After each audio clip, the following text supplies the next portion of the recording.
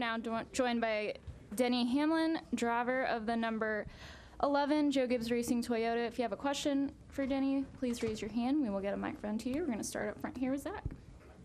Zach Sterniolo, NASCAR.com. Denny, how do you reflect on your win here a year ago now, that battle with Kyle? Obviously, you two guys were the best that day as it was. How do you reflect on that particular battle? I mean, I haven't reflected on it much this week other than, the highlights that you see.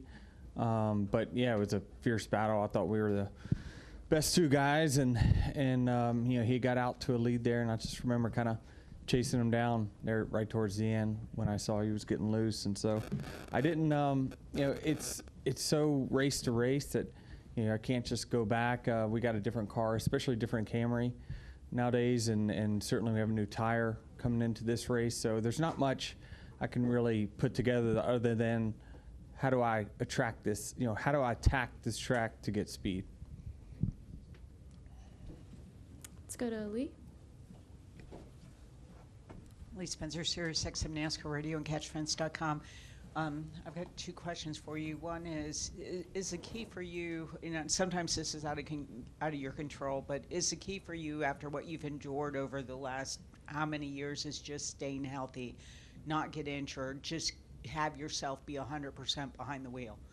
Yeah, it's certainly the biggest obstacle, I think, to the longevity of my career for sure, but I feel like I'm in a decent spot for sure. Even when I don't feel great at the car, I do in the car, which is the most important thing to, keeping this thing going. So I do, age sucks, like all of us in this room know. So it's just part of it, and sometimes you got to just suck it up. But otherwise, I'm doing a lot of work to make sure that I can keep this thing going as long as I can. And as far as Gabe Hart and just his influence on you, somebody said to me that they were at a test and they heard the way that he breaks it down to you, and the kind of feedback that you give back to him is unlike anything they had heard with any crew chief in the past. Is it just come down to basic communication between the two of you, why you have flourished under his direction? Yeah, I think that's definitely a good part of it. He does a really good job, in my opinion, of asking the right questions and thought-provoking questions that maybe I can bounce back off of him. So I think we're asking each other the right things, and then that's equaling. We're working on the right stuff because of that. I think it's really easy nowadays to kind of get off on a track, and then next thing you know, you've kind of lost the ball and you don't know where to find it. And so once we get kind of a home base of where we feel comfortable at a certain track, we stay pretty close to that, and we make sure that we continue to prepare the way that we prepare each and every week. And Chris just does a great job of going to get the next bit of speed, wherever it might be.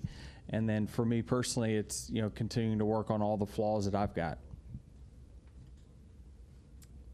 Go ahead, Rob. Denny, Rob Collins with Fox here in Kansas City. I saw on Twitter you had fun calling your shot at Dover and the great Hambino. You got to repeat. You calling it this week? Yeah, I think he's actually going to be at North Wilkesboro. Oddly enough, that'll be funny to meet him. But I thought that Chris gave me the task of winning one of the next 3 races before we had the All-Star break, and we got the first week. So now from here on out, I think that we can be in a good mood by the time we get to that All-Star break, and certainly these next 2 tracks are set up really nicely for us. So I'm certainly encouraged by it, but you don't want to use up all your promises too much early in the season. So I'll try to save a few. Okay, let's go to Bob and then Jeff. Bob Hawkers, Fox Sports. Obviously, a lot of stuff on the charters talked about this week. I'm curious, how are you going to stay united through all this as far as what you guys want? I feel like we have been. I think that, it's just a tough situation because every team does want a little different things here and there. There's some 4 basics that we all feel like we deserve, but each team has how they were prioritized those top 4 might be different for each team, but the 4 things really encapsulates what all the teams want. That would make all the teams happy. But I mean, you know, why this is such an important thing is we've had 11 teams go out of business since 2016. That's not good. And certainly, if we can continue on the trend of, you know, a couple stakeholders doing really well and one not, that will continue, and that's not going to be good for our sport.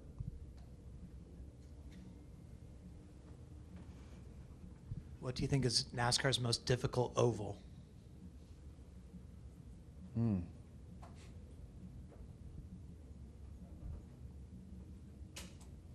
Darlington is probably the most difficult oval, just because of how much focus it takes to run fast there.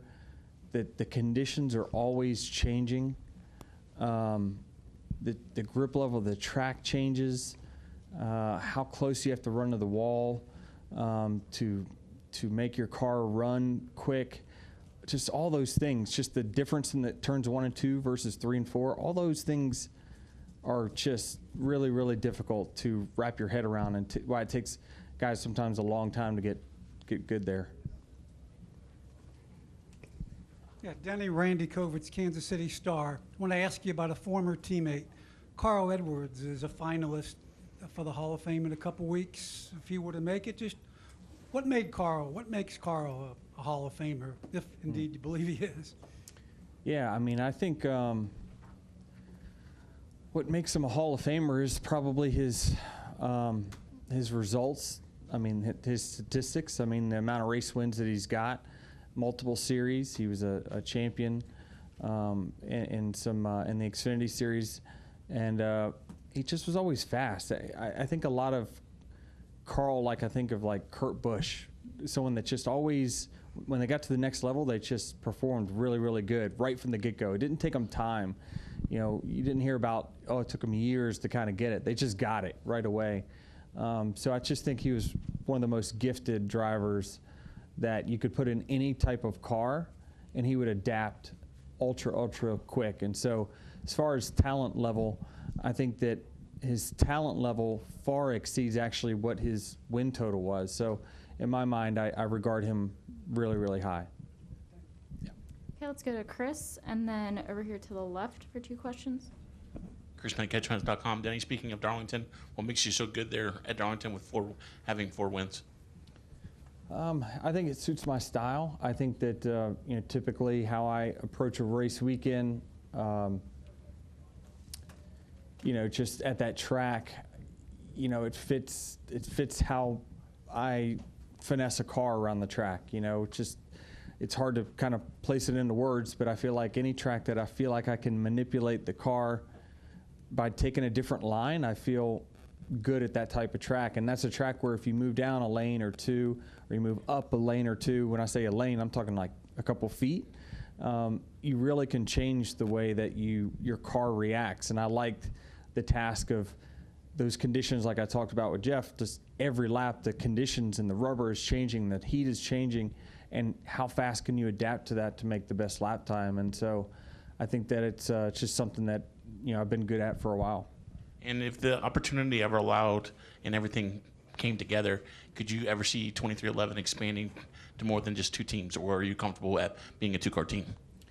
I mean, I think that the stars would have to align perfectly, but certainly the climate that ownership is in right now, you know, certainly with the uncertainties of what Jim's going to decide to do, it's way too early for that.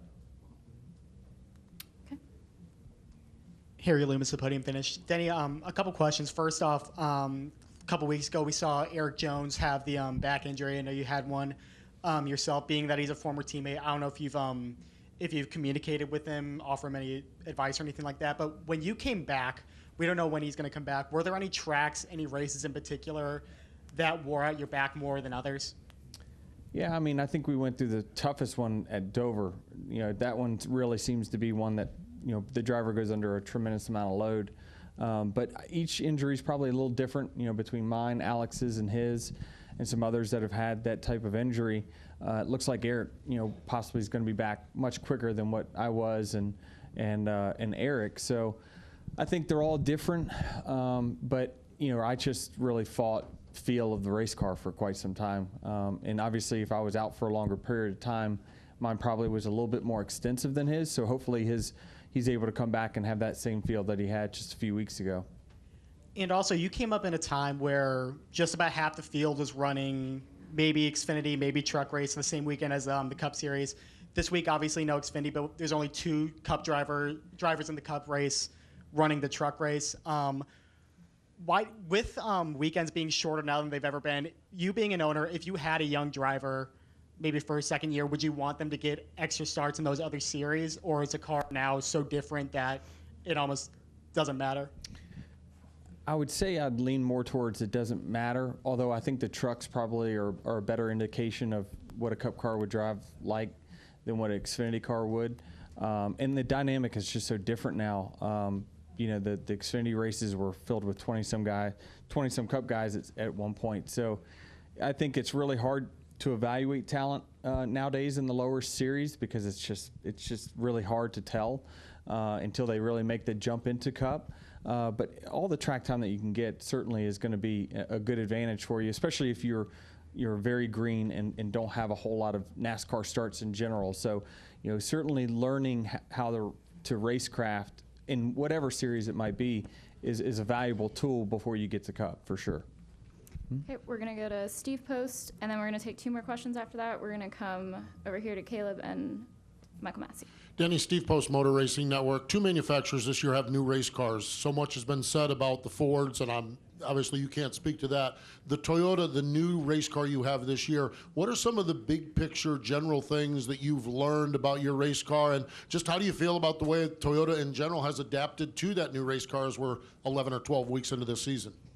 Yeah, I thought that it adapted well. I'm really encouraged by what I've seen with the Toyota so far this year. It's been good at all types of racetracks. Speedways has been the one where we kind of qualified not well.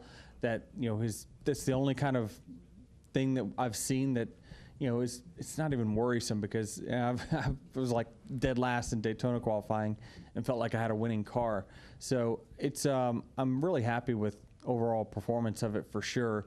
And it's doing everything that we hoped it would do. And a lot of that is because this is the first time that we got to design a Camry around a rules package that we knew was not going to be changing in the off season. So when we had the next gen car, when we designed the Camry for the first next gen, it was designed for a big ass spoiler on the back. And then in the off season, they cut the spoiler down, and that really changed the characteristics of our car. So we knew that the package that we've got this year, we designed the car around that, and we're seeing optimized results because of it. Caleb Russell, SpeedwayDigest.com. Denny, there's the Kansas City Chiefs are. There's a possibility that they could be playing just right across 435 over there, just in the Legends Kansas Speedway area. I was just curious, do you have an opinion about that? Is that a good thing, bad thing? What are your thoughts about that? Well, I think anytime the area around a racetrack grows up and gets populated and gets more things, attractions around it, it's always a great thing for sure. So I hadn't heard that, but certainly it would be something that would be positive for the Speedway. All right, we'll take our final question from Michael Massey. Thanks. Michael Massey, Front Stretch. You did the Flying 11 throwback a couple years ago. Mm-hmm. Ray Hendrick got nominated for the first time for the Hall of Fame this year. What do you think? Do you have a case for him to get in there? I mean, he was a little bit before my time, so I can't speak to it, very high educatedly that all his accomplishments, but you just kind of see what they are with all the modified championships and whatnot.